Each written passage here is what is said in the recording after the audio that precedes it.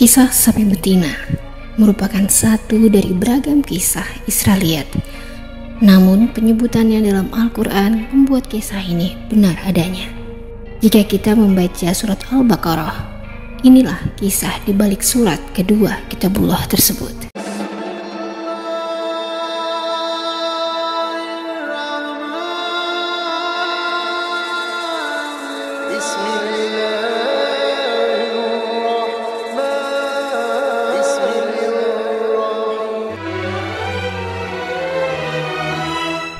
Assalamualaikum warahmatullahi wabarakatuh. Apa kabar sahabat Harafar yang dirahmati Allah? Semoga selalu sehat dalam lindungan Allah Subhanahu wa Ta'ala. Amin ya robbal alamin. Kisah ini merupakan satu dari beragam kisah Israeliat. Israeliat merupakan cerita-cerita yang kerap kali dibawa oleh orang-orang Yahudi yang masuk Islam. Israeliat ini berbeda dari hadis yang dipercaya sebagai ucapan, tindakan, atau diamnya Nabi Muhammad SAW. Riwayat Israeliat dapat dibagi menjadi 3 kategori. Pertama, sahih dan sesuai ajaran Islam. Tipe ini boleh diterima dan diriwayatkan. Kedua, tawakuf. Dalam kajian Israeliat, tawakuf ini berarti tidak ditemukan penjelasan atau alasan untuk membenarkan atau menentang riwayat tersebut. Para ulama tafsir berbeda pendapat tentang kebolehan periwayatannya. Dan kategori terakhir adalah batil atau bohong atau bertentangan dengan ajaran Islam. Jenis ini tidak boleh dinukilkan kecuali dengan menyebut status riwayat tersebut. Kisah sapi betina merupakan satu dari beragam kisah Israeliat. Namun penyebutannya dalam Al-Quran membuat kisah ini benar adanya. Jika Anda membaca surat Al-Baqarah, inilah kisah di balik surat kedua Kitabullah tersebut. Pada zaman dahulu kala, di zaman Bani Israel, hidup seorang hartawan yang kekayaannya luar biasa berlimpah yang bernama Syamud. Namun ia tak satu pun memiliki anak yang akan mewarisi harta tersebut. Alhasil banyak kerabat yang menginginkan dan menanti warisannya. Hal yang ditunggu mereka pun terjadi. Sang hartawan ditemukan tewas di depan sebuah rumah penduduk. Kerabat hartawanlah yang kali pertama menemukan mayatnya pada hari itu. Maka gemparlah seluruh desa atas kematian sang hartawan ini. Masing-masing dari mereka bertanya, siapa gerangan yang membunuhnya? Asumsi-asumsi pun bermunculan. Ada yang bilang, sang kerabat yang menemukanlah yang membunuhnya. Dan yang lain mengatakan, sepemilik rumah yang di depannya ditemukan jasad si hartawanlah pelakunya. Di tengah keributan tersebut, datanglah seorang saleh yang cerdas. Ia pun menengahi warga. Mengapa kalian berkelahi? Bukankah di antara kita ada Musa, sang Rasulullah? Mari kita tanyakan perihal ini kepada beliau, ujarnya. Maka mereka pun segera berbondong-bondong menemui Nabi Musa alaihissalam. Mendengar kisah dari penduduk desa, Nabi Musa segera memanjatkan doa. Ia memohon wahyu dari Allah agar menunjukkan rahasia di balik kematian sang hartawan. Maka Allah pun memerintahkan Musa agar menyuruh umatnya menyembelih seekor sapi. Lalu mereka berkata, "Hei Musa, apakah engkau ingin menjadikan kami bahan ejekan?" Nabi Musa pun dengan sabar menjawab, "Aku berlindung dari Allah agar aku tak termasuk orang-orang yang bodoh. Aku berlindung kepada Allah untuk tidak mengatakan sesuatu yang bukan dengan firman-Nya," ujar Nabi Musa. Namun tetap saja Bani Israel enggan menaati perintah Musa. Mereka bermalas-malasan menyembelih seekor sapi. Pasalnya, sapi merupakan binatang yang dihormati oleh mereka. Saat Musa menanyakan perihal sapi tersebut, mereka pun terlihat amat malas. Mereka justru mencari-cari pertanyaan yang dapat menunda mereka menyembelih sapi. Mereka pun berkata, "Beri kami spesifikasi berapa usia sapi itu," ujar mereka. Nabi Musa pun menjawab, "Tidak muda, tidak pula tua, melainkan pertengahannya saja. Kerjakanlah apa yang diperintahkan Allah kepada kalian," perintah Nabi Musa. Lagi-lagi mereka tak juga menjalankan perintah itu. Setiap kali Nabi Musa menanyakannya, mereka menanyakan spesifikasi sapi yang akan disembelih lagi.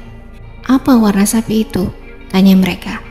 Dengan sabar Nabi Musa pun menjawab, "Warnanya kuning tua. Setiap kali orang memandangnya maka akan senang melihatnya," jawab Nabiullah. Bukannya mencari keesokan harinya, justru mereka bertanya kembali. "Beritahu kami bagaimana kondisi sapi itu sehingga kami dapat mencarinya," kata mereka. Kesabaran Musa begitu diuji. Beliau pun menjawab dengan rincian yang banyak. Sapi itu tak pernah digunakan untuk membajak sawah ataupun memberi air bagi tanaman. Sapi itu pun sangat bersih, tidak memiliki cacat, ujar Nabi Musa alaihissalam. Semakin banyak bertanya, mereka justru semakin sulit mendapatkan sapi itu. Andai mereka menurut saat perintah pertama, mereka bebas memilih sapi manapun. Namun sifat membangkang justru membuat mereka semakin sulit. Setelah banyak pertanyaan, mereka justru harus mendapatkan sapi yang sempurna. Rupanya mereka menyadari kebodohan itu.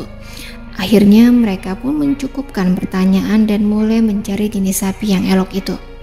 Mereka berkata, "Sekarang kamu menerangkan sapi itu dengan lengkap," kata mereka.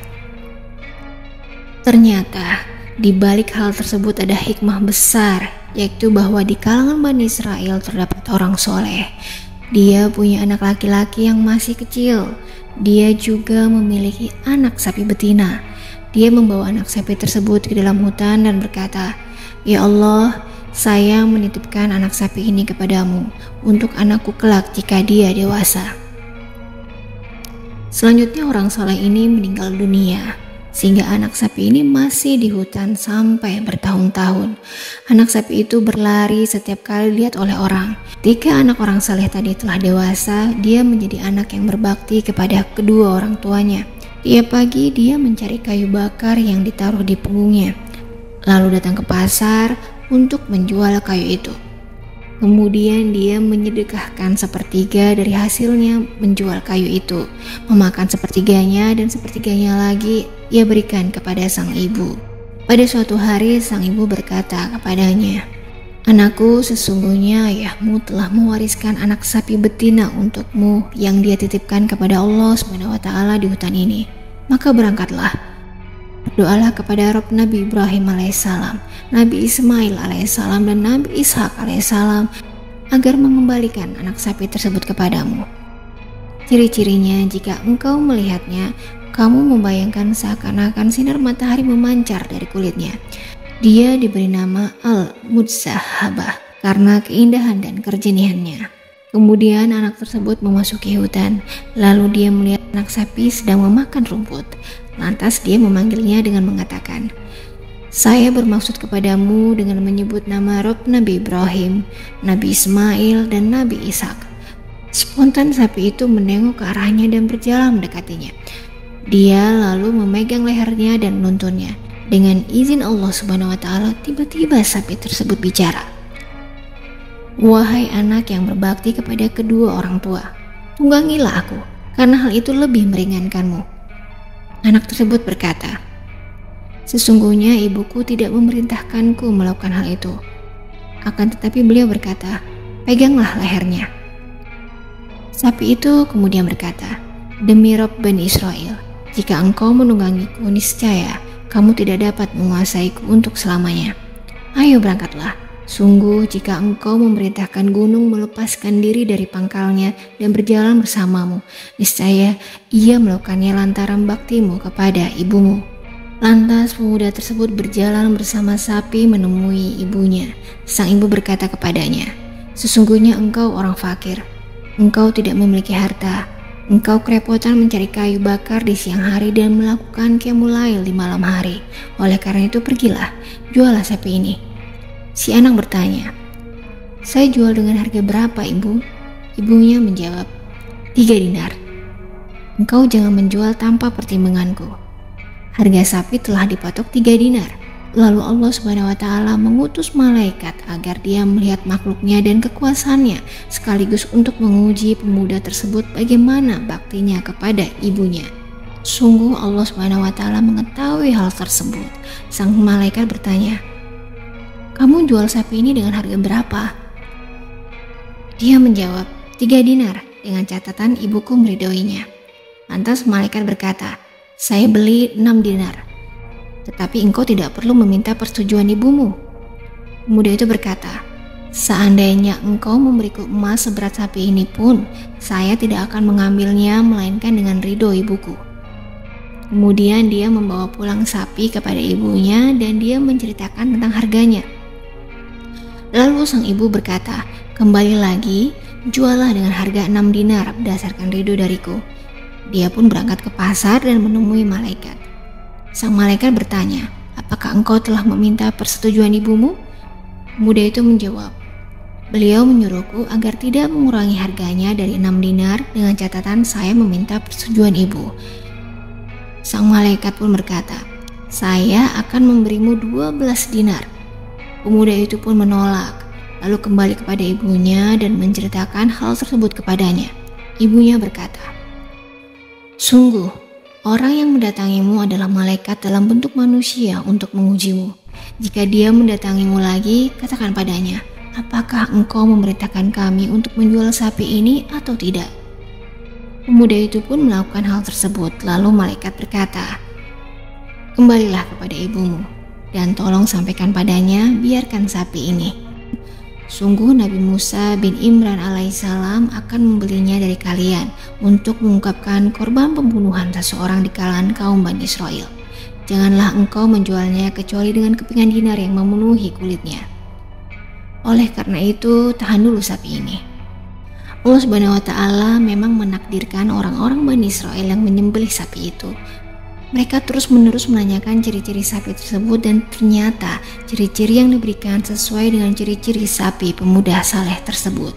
Hal ini merupakan imbalan bagi pemuda tersebut atas baktinya kepada sang ibu sebagai anugerah dari kasih sayang. Akhirnya mereka pun membeli sapi tersebut dengan emas sepenuh kulit sapi. Setelah kesulitan mencari-cari sapi tersebut, akhirnya mereka mendapatkannya. Hampir saja mereka menyerah karena nyaris tak ada sapi yang sempurna itu. Sapi itu pun didatangkan di hadapan Nabi Musa. Setelah disembelih, Nabiullah Musa mengambil sebagian anggota tubuh sapi, kemudian memukulkannya pada jenazah tersebut. Dengan izin Allah, mayat si hartawan hidup kembali. Nabi Musa pun segera bertanya kepada si mayat hidup, "Siapakah yang telah membunuhmu?" Sang hartawan pun menunjuk salah seorang kerabatnya. "Dia," ujarnya. Setelah itu si hartawan kembali menjadi mayat dengan izin Allah. Ternyata sang pembunuh merupakan kerabat yang selalu menginginkan warisan sang hartawan. Dia pula yang berpura-pura menemukan mayat sang hartawan yang dia bunuh dan dia letakkan di depan salah satu rumah penduduk desa. Namun meski telah terang fakta, si kerabat tetap saja menyangkal bahwa ia yang membunuhnya. "Demi Allah, bukan aku yang membunuhnya," ujarnya tanpa takut menyebut asma Allah sebagai penjamin kesaksiannya. Itulah memang watak Bani Israel. Kisah tentang sapi betina ini dapat dibaca dalam surat Al-Baqarah ayat 67-73. Dalam kisah tersebut terdapat banyak hikmah yang dapat dipetik. Satu hal yang terang yakni menaati perintah Allah sesegera mungkin. Sahabat Harafar yang dirahmati Allah, demikianlah kisahnya. Semoga kita mendapatkan hikmah dari kisah ini. Wassalamualaikum warahmatullahi wabarakatuh.